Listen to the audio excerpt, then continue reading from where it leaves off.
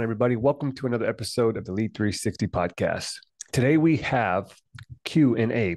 This is where people have given me questions, whether it's through the talks that I give or through email, through social media. So if that's you and you want to give or ask a question for me to answer on the show, you can reach out to me on social media at Anthony Wade Official on Instagram, or you can find me on Facebook, or you can send me an email at legacyleadership@gmail.com. That's LGCYleadership@gmail.com. And you can submit your questions and I will answer them on the show. But when I go and talk to people in person, one thing I do is I get sticky notes and I ask two questions.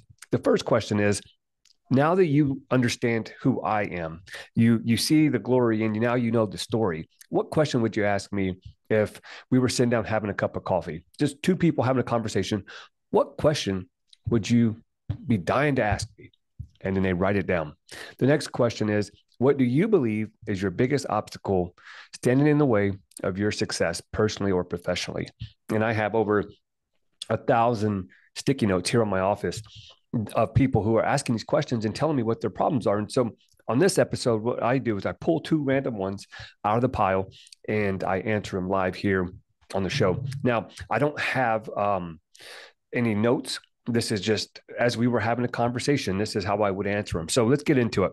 The first question that somebody asked is, what steps do I need to take to become the best me and be in your position? So when it comes to understanding how do we become the best version of ourselves, understand this. When we give emotions the best of us, our family, our purpose, our passions get the rest of us. When we go to work and we give the organization the best of us, our relationships outside of that get the rest of us. And I want you to think about in your life, where have you been given the best of you and giving others the rest of you? Now, stay with me here because this is kind of a thought that I use and analyze in my own life.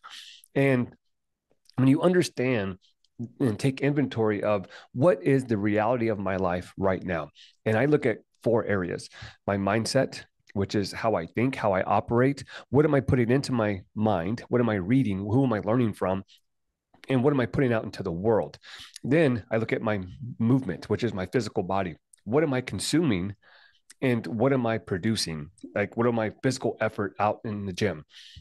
And then I look at my meaningful relationships. That's my meaningful relationships with God, my faith, my family, and those I lead and those I love. And the last one is mastery. What am I creating? What am I put here on this earth to do? And how am I becoming a master of my craft? Because every one of us has been given gifts. And if you spend your time trying to be what everybody else tells you to be, you're going to find yourself unfulfilled. You're going to find yourself feeling lost and helpless. And I've been there before, and I'll tell you that it's a shitty place to be. So when you're looking at how do I become the best version of myself, the first thing you have to do is you got to get grounded in reality. You got to look at your life for what it is, good or bad, happy or glad, sad or mad. You have to look at your life and analyze it from the filter of reality. That's why it's so important to have a coach or a mentor or friends that are real with you, that tell you what you need to hear, not what you want to hear. And when you get grounded in reality and you look at the truth and you say, man, I need to grow in my mindset. I've been really thinking negative lately, and I've been on the verge of mental breakdown. Then you say, okay, if that's where I'm at, where do I want to be? You see, as human beings, we have the ability to close our eyes and have a vision for what the future might look like. We can paint a vivid reality of what our best self is.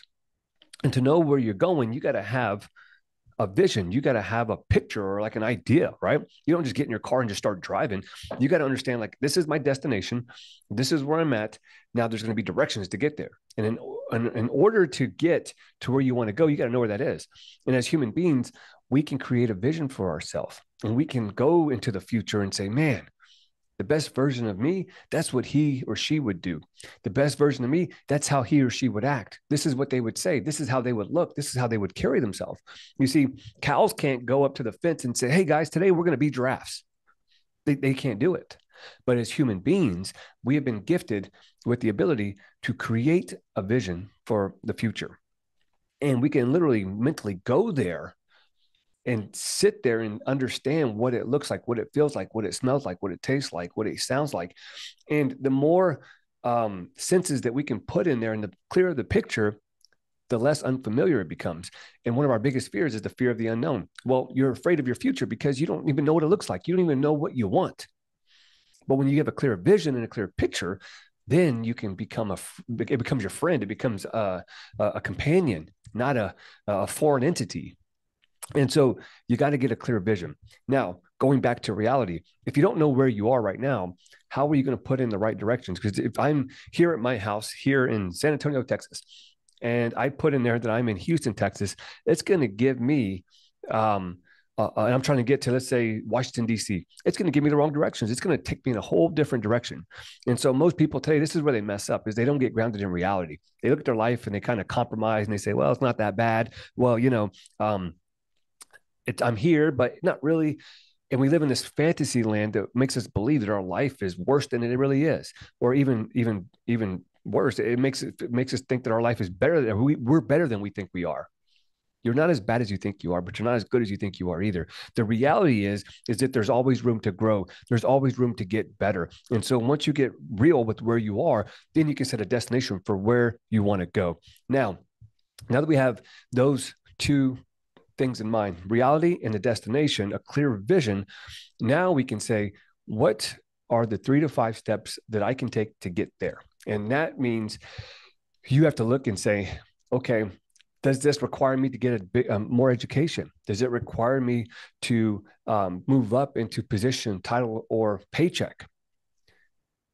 And you start thinking about all the things that you need to do in order to have that. Now, once you get all that out of your head, you say, these are all the things I need to do. Great. Put it down on paper. Don't just think it. You got to ink it, but get it out of your brain. Now comes the real work. Now you got to say, if I need to do this and I want to have that, who do I need to become? If I want to be a better spouse, I want to be a better parent. I want to be a better leader. I want to be a better communicator. I want to be somebody who's able to connect with people on a deeper level. I get that. That's what you want to have. And that's what you want to do. Who do you need to become?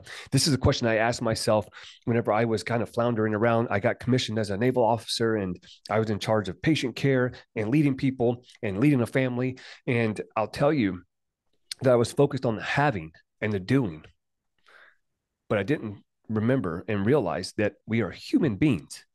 And in order to be a better husband, father, leader, naval officer, a healthcare professional, there was a lot of things that I needed to start becoming. And I had to start going within and building my character. There comes a time for credentials, but until you have a solid character foundation, it don't matter what credentials you have. The question I often ask when I'm speaking to executive leaders is, why be good at what you do and suck at who you are? Because nobody cares about the title, the position, the rank. They'll respect you for it. But I want you to be respected as a person, because whenever you're respected for the person that you are, the human being, the doing and the having comes, because now people are willing to work with you and for you. And now you're able to work in a synergistic effect with a team that will follow you and get things done for you. And they will follow you because they want to, not because they have to. And I don't care what business you're in or what organization you're in. If you're just a family person, you're going to need people to follow you. You're going to need people to listen and actually take action on what you're saying. But if you are not following you and listening to you and leading you, then why would you try to lead me? That's what they're going to want to know. And so you have to ask yourself, who do I need to become? And you got to get very clear on, what does that person look like? How do they operate? Because if you're becoming the best version of yourself, you got to know what they do. What does he or she act like? What do they do? What do they feel? What do they think? How do they operate? And once you have that down, now comes setting the core values, setting the mission, the vision, the purpose, setting the standard in which you operate. And when you're looking at your standards, you got to ask yourself, what will I and will I not tolerate? What am I willing to tolerate? Because that's what you're going to get. You see, most leaders today will tolerate the BS, and therefore they get a lot of BS. And it's unfortunate, because when you set a standard for yourself and you operate by that every single day, people understand, because you're training people how to treat you. Most of you get walked on or walked over because you don't even treat yourself with respect. How is somebody going to respect you if you don't respect yourself? How is somebody going to trust you when you don't trust yourself? And so that becoming means I got to be more confident, because if you have no conviction in yourself, nobody's going to be convinced in yourself as a leader. And that was my reality many years ago. And I had to realize that in order for me to lead with confidence and conviction, I got to be convicted in myself. If I'm going to demand respect, I got to be able to respect myself. If I want to be able to be trusted with big things, I got to trust myself. I got to believe in myself, because nobody's going to believe in me for me. And so those are the kind of the steps that I would say to map it out. How do you become the best version of yourself? Well, you got to know what he or she looks like. Get a clear vision, get grounded in reality, and start taking the steps to become that person that is able to do the things and have the result. Okay. Next question. Do you regret anything? How do I take advantage and avoid your mistakes? So when I'm speaking to people, I usually share my struggles. I don't really share the successes. I tell people, you see the glory, but you don't know the story. And when I walk into a room, especially in the military, I'm talking to lower ranking individuals, and they see me as an officer and they think, oh my gosh, like it's a naval officer, attention on deck. And it's like, no, take it easy. Like it's not that big of a deal. Right. But I share with them the struggle for a reason. You and I, no matter where you are in the world listening to this right now, you and I share a commonality, and that is problems. We all have them. We share struggles. We all have struggles. I don't care what level you're playing at. We all struggle with something. And our ability as leaders to share that struggle makes us a real person. Now, I'm not saying I go and just start, sharing the sob story and all the woe is me. I share with them how I was able to overcome these mountains in my life, these obstacles. Because here I am on this side, and you see the uniform, the rank, the title, the position, the results, the accolades, great. But that is not what connects us as human beings. What connects us is the struggles that we go through and how we overcome them. If you want to lead effectively, get good at telling your story. All the shit. Don't be ashamed of where you come from. Don't be ashamed of failing. Don't be ashamed of struggle. That is exactly what you need to build a bridge to connect with those you lead. Most people build a wall because they want to talk about how many degrees they have, the accolades, the achievements, the medals, the certification. Nobody cares. Nobody cares how much you know until they know how much you care. And so this person here is asking, do I regret anything? Being a critical care nurse for a little while and seeing people on their deathbed, I've met a lot of people who lived a life of regret. They get to the end of their life, and what we'll all do is we'll start reflecting on our life, and we'll reflect on what we did and what we didn't do. And what I'll tell you is, when you're living your life, you got to be careful, because the regret comes whenever you fail to do what you know you should be doing. Right? I'll say that again. Regret often comes when you fail to do what you know you should have been doing. And when I'm coaching people and they say, I want to do this, I want to be a health and wellness coach. I want to go out there and share my message. I want to be a better leader. I want to be a better spouse, a better parent. And I know I should be doing this, but I don't know. And we self-sabotage. I've been there. I've done that. And my question for them is what I always ask, and I'll ask you. If there's something that you want to do and you know you should be doing it, if I have this conversation with you next year, 2 years from now, would you have regretted not doing it? And the answer is 99.9% yes. You didn't get this idea to do something. Like I didn't get the idea to be a better leader and then to go speak and to train and to have a podcast. I didn't get that by accident.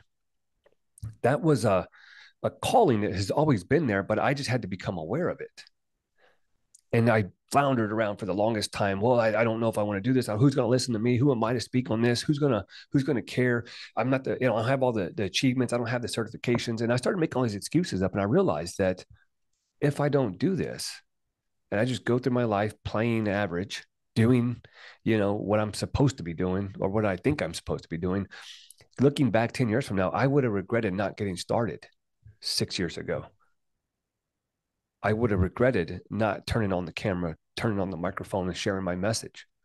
And it's going to suck when you start. It's going to be a little nerve wracking, whatever it is that you're after, whether you're trying to get an education, whether you're trying to craft a message, whether you're trying to just be better in your health and fitness.